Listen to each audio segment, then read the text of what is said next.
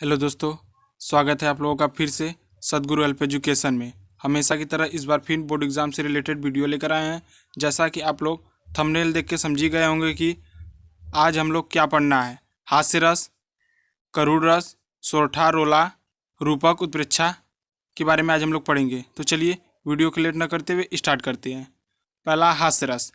विभाव, अनुभाव तथा संचारी भाव के पुष्ट होने से हास्य नामक मनोविकार उत्पन्न करता है, जिसे हास्य रस कहते हैं। अर्थात किसी व्यक्ति की आकृति, वेशभूषा, चेष्टा आदि को देखकर हास्य नामक मनोविकार के पुष्ट होने पर हास्य रस की उत्पत्ति होती है। इसका उदाहरण देखते हैं। हंसी हंसी भांजे देखी दुल्हा दिगंबर को, पाहुनी जे आवे हिमाचल के उछाह में। चलिए इसका दूसरा उदाहरण देखते हैं। नाना वाहन नाना वेशा, विहसे शिव समाज निज देखा, कोऊ मुखहीन विफुल मुख काहू, बिन पद कर कोऊ बहु पद बाहू। चलिए अब अगला परिभाषा देखते हैं। करुण रस। किसी प्रिय वस्तु तथा व्यक्ति के नाश या अनिष्ट से हृदय में उत्पन्न क्षोभ को करुण रस कहते हैं। अर्थात शोक नामक स्थायी भाव, विभाव, अनुभाव तथा संचारी भाव के सहयोग से करुण रस की निष्पत्ति होती है। चलिए अब इसका उदाहरण देखते हैं। मणि खोए भुजंग सी जननी, फन सा पटक रही थी शीश, अंधी आज बनाकर मुझको, किया न्याय तुमने जगदीश। चलिए अब इसका दूसरा उदाहरण देखते हैं। मेरे हृदय के हर्ष हाँ अभिमन्यु, अब तू है कहाँ। चलिए अब अगला परिभाषा सोरठा के बारे में पढ़ना है।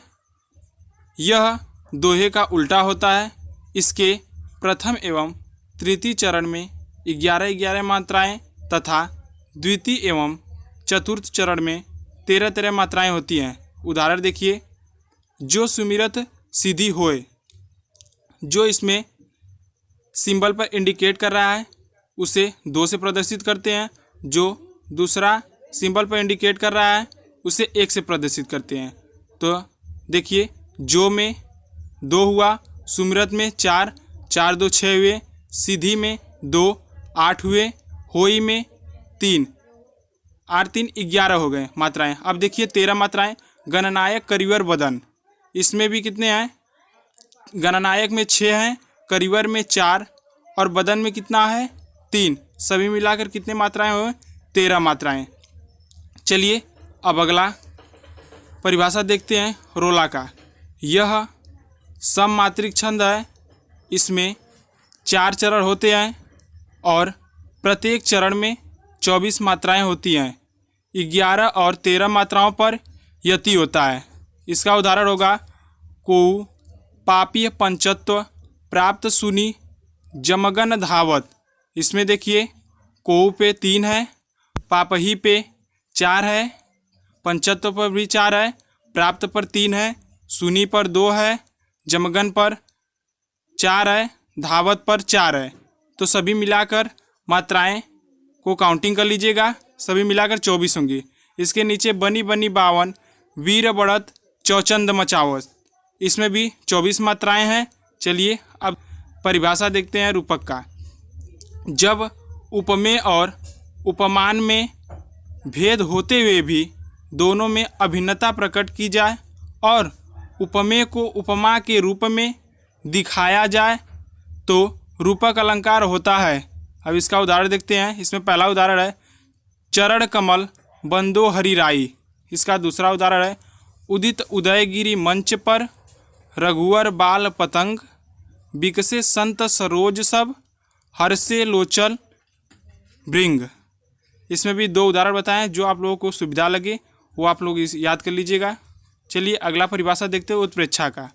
जहां उपमेय में उपमा की संभावना की जाए वहां उत्प्रेक्षा अलंकार होता है। जनु, जानो, मानो आदि इसके वाचक शब्द हैं। चलिए अब इसका उदाहरण देखते हैं। पहला, सोहत ओढ़े पितुपटु श्याम सलोने गात, मनो नीलमणि शैल पर आतपु परयो प्रभात। चलिए अब इसका दूसरा उदाहरण देखते हैं। चली मनो आंगन कठी ताते राते पाए। इसमें करीब करीब सभी में हमने दो दो उदाहरण बताए हैं।